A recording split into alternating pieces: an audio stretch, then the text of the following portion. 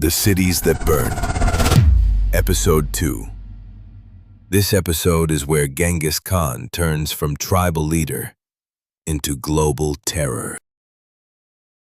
They thought they had killed the storm. When the Mongol envoys arrived at the borders of the Khwarezm Empire, they did not come with swords. They came with trade offers, peace. But the governor of a single city made a decision that would change history. He executed the envoys, and when Genghis Khan heard what happened, he did not shout, he did not threaten, he prepared. What followed was not a war, it was annihilation. The empire that felt invincible. In the early 1200s, the Khwarezm Empire was powerful. Stretching across Persia and Central Asia, it controlled major trade routes and wealthy cities. Its ruler, Shah Muhammad II, believed himself untouchable. His cities were fortified, his armies were large, his walls were high.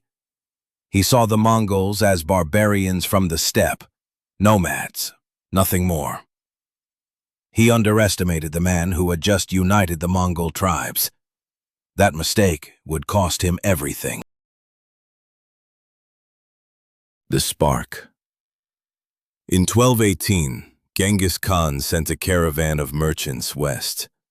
They carried goods, silver, and letters proposing peaceful trade. But in the city of Otrar, the governor accused them of espionage. He seized the caravan and executed them. Genghis Khan responded carefully. He sent 3 envoys demanding justice. The Shah's response? He had 1 envoy killed and the others humiliated. In Mongol culture, envoys were sacred. To harm them was unforgivable. This was no longer about trade. It was about honor. The invasion. In 1219, the Mongol army moved, not in one mass, but in multiple coordinated columns. They crossed deserts once thought impassable. They moved faster than any army in the region. The Shah expected them at one border. Instead, they appeared everywhere. City after city was surrounded. Bukhara, Samarkand, Otrar. The Mongols used siege engineers, catapults, psychological warfare. They offered surrender, resist, and the consequences were devastating. Word spread ahead of them.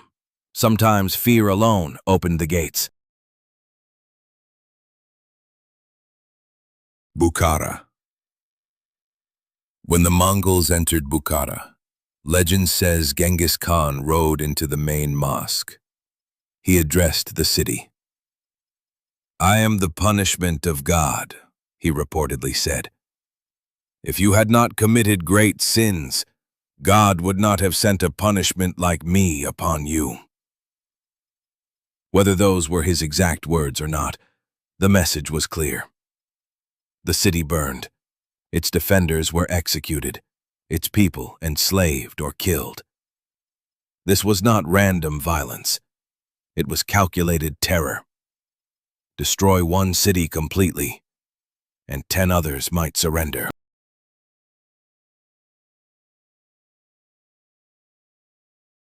The Shah's flight. Shah Muhammad fled, from city to city, from fortress to fortress. He abandoned his armies. His empire collapsed behind him. The Mongols hunted him relentlessly.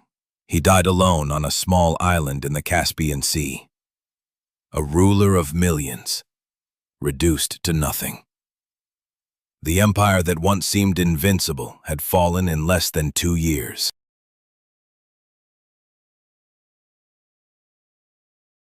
The aftermath.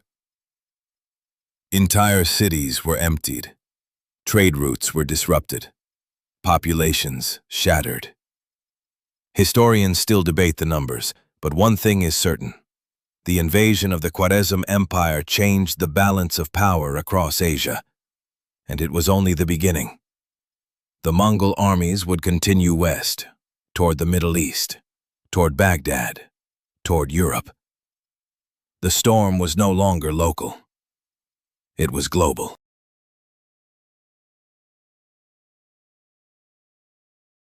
The execution of a few envoys sparked one of the most devastating campaigns in medieval history. But the question remains, was this pure brutality or strategic warfare taken to its extreme? Next episode, when Baghdad fell and the world of the Islamic Golden Age trembled, the Mongol Storm was still gathering strength.